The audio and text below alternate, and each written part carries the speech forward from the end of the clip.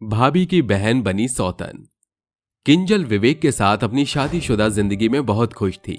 किंजल सुबह सुबह सबको खाना परोस रही थी कि सास अंकिता कहती है, अरे वाह, आज का नाश्ता तो बहुत ही लाजवाब लग रहा है।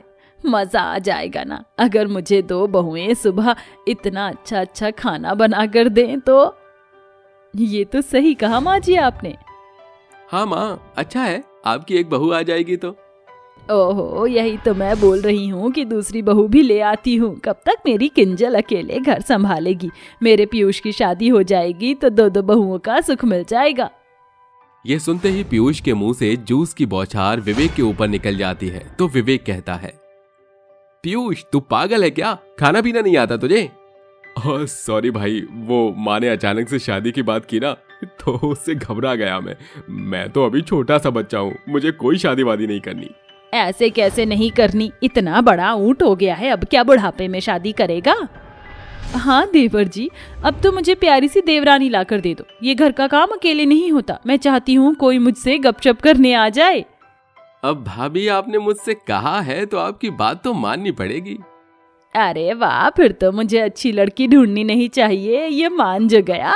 तभी विवेक अपने कपड़े बदलने चला जाता है। वहीं कुछ ही दिनों में अंकिता अपने बेटे की शादी चांदनी नाम की खूबसूरत लड़की से करा देती है, जो कि बहुत सुंदर और सुशील थी।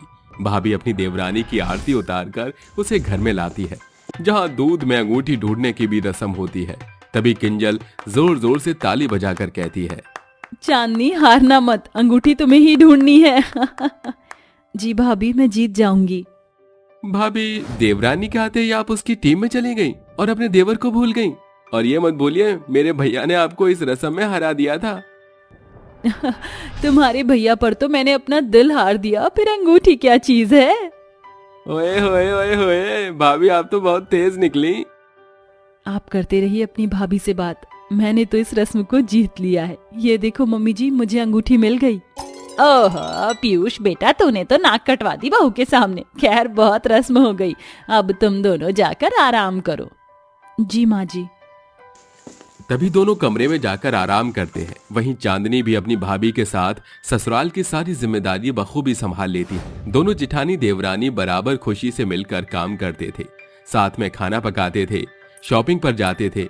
वक्त बीतता है। एक दिन जब देवरानी रेस्टोरेंट में बैठकर नूडल्स खाती है तो उसे देखकर किंजल कहती है, अरे तुम तो बिल्कुल मेरी बहन शेफाली की तरह नूडल्स खा रही हो, वो भी इस चाइनीज के लिए पागल है। सच कहूँ तो तुम्हारी कुछ कुछ आदत मेरी बहन जैसी ही है। ऐसा है तो भाभी आप एक बार मिलवा दीजिए, मैं भी देख लूं आपकी बहन को। सच में बुला लूं? बुला ही लेती हूँ। वैसे भी परसों उसका जन्मदिन है, मैं सोच रही हूँ यहाँ उसे सरप्राइज पार्टी दूं। कुछ दिन रुक जाएगी, हम तीनों बहुत मजे करेंगे। हाँ हाँ भाभी, बुला लो। तभी किंजल विवेक को शेफाली के बर्थडे सरप्राइज के बारे में बताती है। 2 दिन बाद विवेक बहाना बनाकर उसे घर पर बुलाता है। वो अपने जैसे ही घर में जाती है तो अंधेरा देखकर कहती है, ये जीजू ने मुझे यहाँ तो बुला लिया, लेकिन घर में लाइट नहीं आ रही है, टॉर्च जलाती हूँ। वो इतना कहती है कि लाइट आते ही अचानक से पूरा परिवार उसे बर्थडे विश करता है। पार्टी पॉपर्स ब्लास्ट करते हैं। ये देखकर वो सरप्राइज हो जाती है। अरे आप सबने मेरे लिए बर्थडे सरप्राइज रखा और मुझे बताया भी नहीं। थैंक यू सो मच दीदी, आई मिस यू सो मच। नमस्ते मम्मी जी। नमस्ते बेटा, बहुत प्यारी बच्ची है, तो थोड़े दिन यहीं रहना, कहीं मत जाना, ठीक है? जी mummy ji. I miss you too and happy birthday to you. Hi जीजू, हाय आप दोनों को भी। दीदी, यही आपकी नई देवरानी है ना? हाँ, चलो अब केक काटो। तभी शेफाली का बर्थडे सेलिब्रेशन होता है, जहां सब एंजॉय करते हैं। कुछ देर बाद शेफाली किंजल से कहती है, दीदी जीजू कहाँ है? मैं उन्हें परेशान करूं जरा। तेरे जीजू छत पर गए हैं, जा। ये कहकर किंजल छत पर जाती है, जहां दरवाजा बंद होता है। दरवाजे के उस तरफ पीयूष खड़ा होता है। दरवाजे को खोलने के लिए वो जोर से धक्का मारती है कि उस पर जा गिरती है, जहां दोनों की आंखें 4 हो जाती हैं। अरे आप यहाँ कैसे? सॉरी, वो मैं जीजू को ढूंढने आई थी यहाँ। अच्छा, वो तो अभी अभी, खैर कोई बात नहीं, अब हम दोनों को उठ जाना चाहिए। वो दोनों उठ जाते हैं, पर साथ में उन्हें चांदनी देखकर कहती है, अरे आप दोनों इतनी रात को छत पर क्या कर रहे हो? कुछ नहीं, मैं आज जीजू को ढूंढने आई थी, मैं जाती हूँ, बाय। फिर चांदनी भी ये मंजर देखकर नजरअंदाज कर देती है। अगले दिन शेफाली दोनों बहुओं के साथ मिलकर खाना बना रही थी। तभी अंकिता दोनों को आवाज देती है तो किंजल कहती है, ओहो माँ जी हम दोनों को बुला रही हैं, तुम जब तक चावल का डिब्बा ऊपर से उतार कर साफ कर देना। ठीक है दीदी। दोनों बहू अपनी सास के पास जाती हैं। इतने में शेफाली स्टूल पर चढ़कर डिब्बा उतारती है कि गिर जाती है, पर ऐन मौके पर पीयूष उसे अपनी बाहों में संभालकर बचा लेता है और उतार कर कहता है, ओहो मैं नहीं आता तो आपका पैर में बड़ा सा प्लास्टर लग जाता। शुक्रिया आपने मुझे बचा लिया। दोनों एक दूसरे को मुस्कुराकर देख रहे थे, तभी दोनों बहुएं रसोई में आकर उन्हें देख लेती हैं। वहीं गैस पर रखी सारी सब्जी जल जाती है। ओहो सारी सब्जी जल गई, कहाँ ध्यान था तुम्हारा शेफाली? और देवर जी आप यहाँ कैसे? अरे ध्यान कहीं और होगा तो सब्जी क्या दिल भी जलता है। क्या कहा चांदनी तुमने? कुछ नहीं, आप यहाँ क्यों आए? मैं आपको चाय देने ही आ रही थी। तुमने मेरी आवाज सुनी नहीं इसलिए आया था, खैर छोड़ो।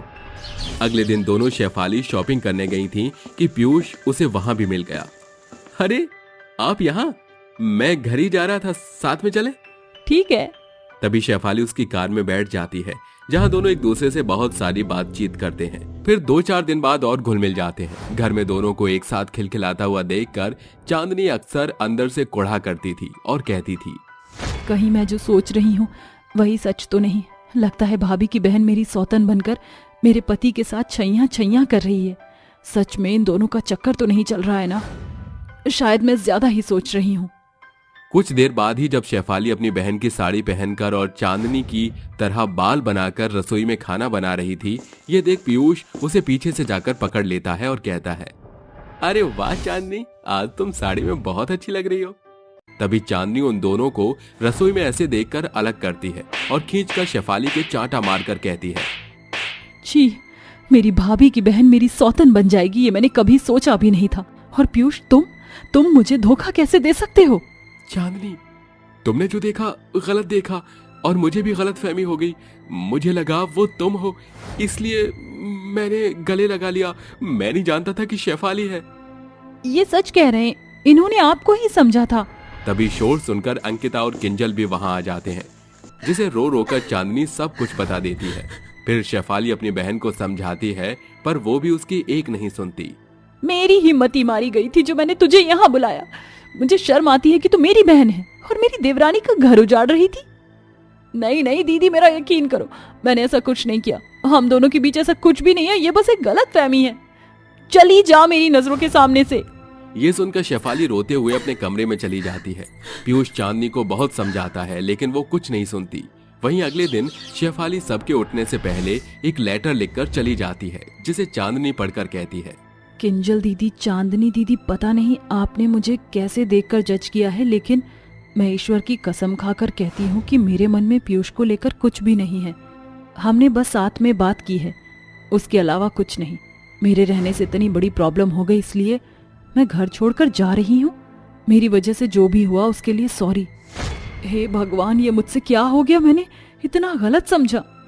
हे भगवान, मुझे अपनी बहन को समझने में इतनी बड़ी भूल कैसे हो गई? बहुत गलत किया तुमने उस बेचारी के साथ। तभी ये लेटर घर में सब पढ़ते हैं। फिर चांदनी शेफाली को कॉल करके माफी मांगती है, जिसके बाद सब ठीक हो जाता है और शेफाली की शादी कहीं और हो जाती है।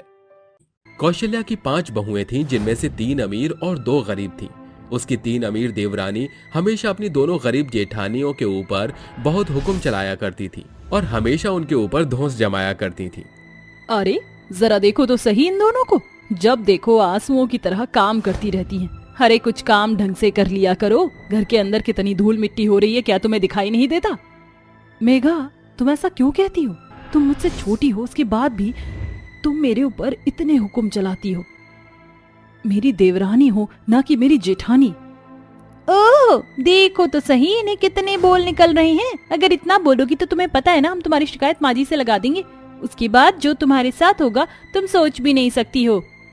तुम इनके मुंह मत लगो, चलो हम दोनों घर के सारे काम कर लेते हैं। इन्हें तो वैसे भी कोई काम करने की आदत नहीं, क्योंकि अमीर बाप की बेटियां जो हैं।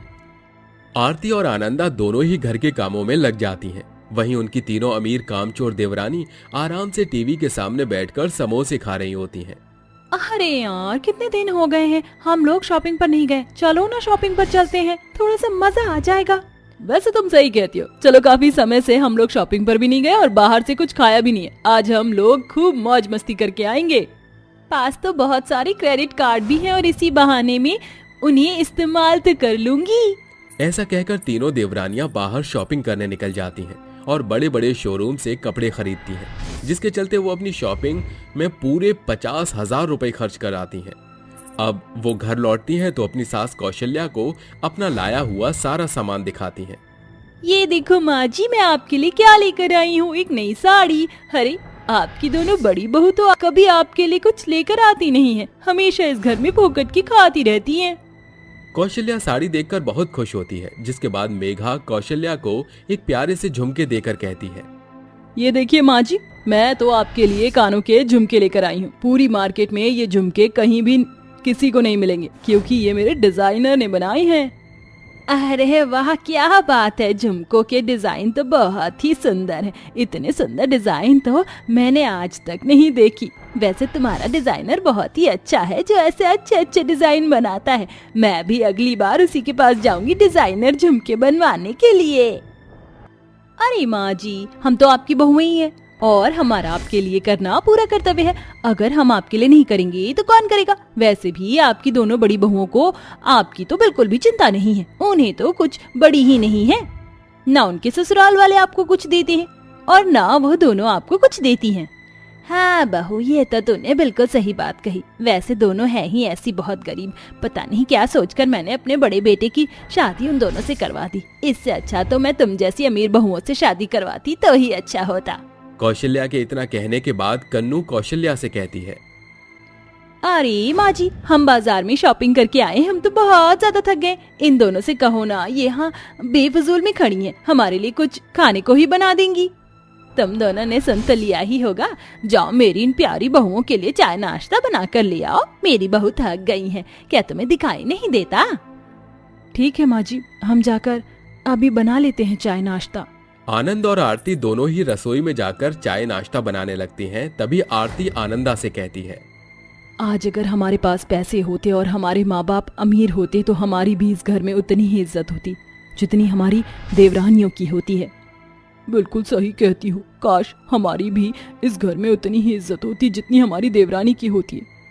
सारा फर्क तो यही है कि हम गरीब और गरीबों की कोई इज्जत ही नहीं होती।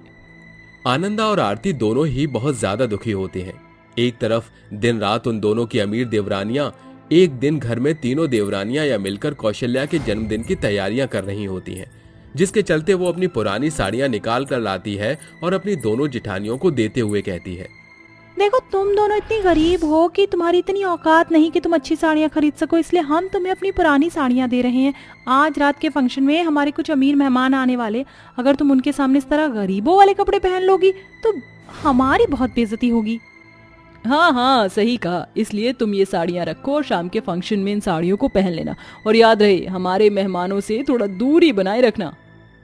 वैसे तो हम चाहते ही नहीं कि तुम दोनों हमारे मेहमानों के सामने आओ, लेकिन अब तुम इस घर में रहती ही हो तो हम कुछ कर नहीं सकते। इसलिए जितना हो सके सबसे दूरी बनाकर रखना। वो तीनों आनंदा और आरती के सामने अपनी पुरानी साड़ियां और कुछ पुराने जेवर रखकर वहां से चली जाती हैं, जिसके चलते आनंदा और आरती दोनों को ही बहुत बुरा महसूस होता है। अब चाहे कुछ भी हो जाए, मैं इन साड़ियों और गहनों को नहीं पहनूंगी। तुमने बिल्कुल सही कहा, हमें इनके उतरे हुए कपड़े पहनने की कोई जरूरत नहीं। लेकिन तुम ही बताओ, अगर हम इन कपड़ों को नहीं पहनेंगे तो माँ जी हमें इस घर से बाहर निकाल देंगी और हमारे पास कोई ठिकाना नहीं है, हम कहाँ जाएंगे। तुम सही कहती हो, हमें ना चाहते हुए भी मजबूरन ये कपड़े पहनने ही होंगे। वो दोनों शाम के फंक्शन में अपनी देवरानियों की पुरानी साड़ी और पुराने जेवर पहनकर तैयार हो जाती हैं, जिसके चलते वो थोड़ी बहुत ठीक लगने लगती हैं। जैसे ही मेघा, शिल्पा और कन्नू उन दोनों को देखती हैं, वो उन दोनों के ऊपर ताने कस के उनके पास आ जाती हैं। देखा, हमारे दिए हुए कपड़े और हमारी उतरन में तुम कितनी अच्छी लग रही हो। वैसे भी अमीरों के कपड़े पहनकर अमीरों की तरह दिख तो जाओगी, लेकिन अमीरों की तरह रहना सहना कभी नहीं सीख पाओगी। तुम दोनों गरीब जितने भी अमीर हो, जैसे दिखने वाले कपड़े पहन लो, रहोगी तो गरीब ही, तुम्हारा कुछ नहीं हो सकता। ये सुनकर आनंदा और आरती को बहुत गुस्सा आता है, लेकिन वो उन तीनों से कुछ कह नहीं पाती। एक तरफ वो अपनी दोनों जेठानियां दोस्ती करके जाती हैं तो दूसरी तरफ वो अपनी सास की बेइज्जती करने में भी कोई कसर नहीं छोड़ती। वो अपने सभी मेहमानों के सामने कई सारी ऐसी बातें बोल जाती हैं जिससे कौशल्या को बहुत छोटा महसूस होता है।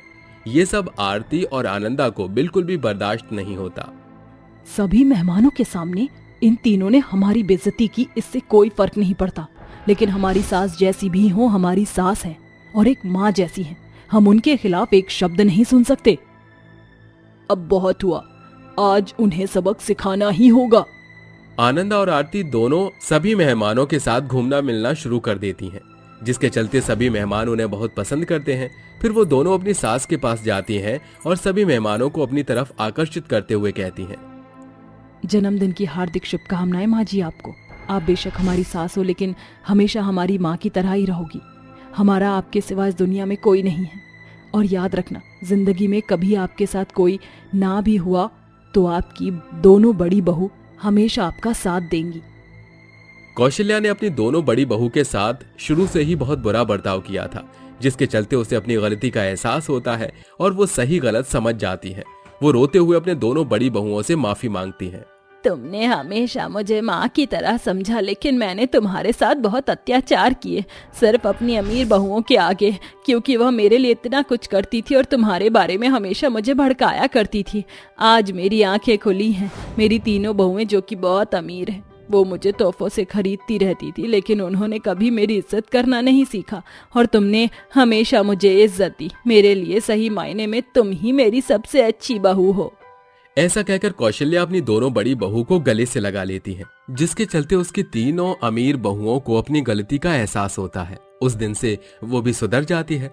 अब कौशल्या अपनी पांचों बहुओं को एक समान इज्जत देती है और किसी को अमीरी और गरीबी में नहीं तोड़ती, जिसके चलते वो सभी एक साथ खुशी खुशी रहते हैं।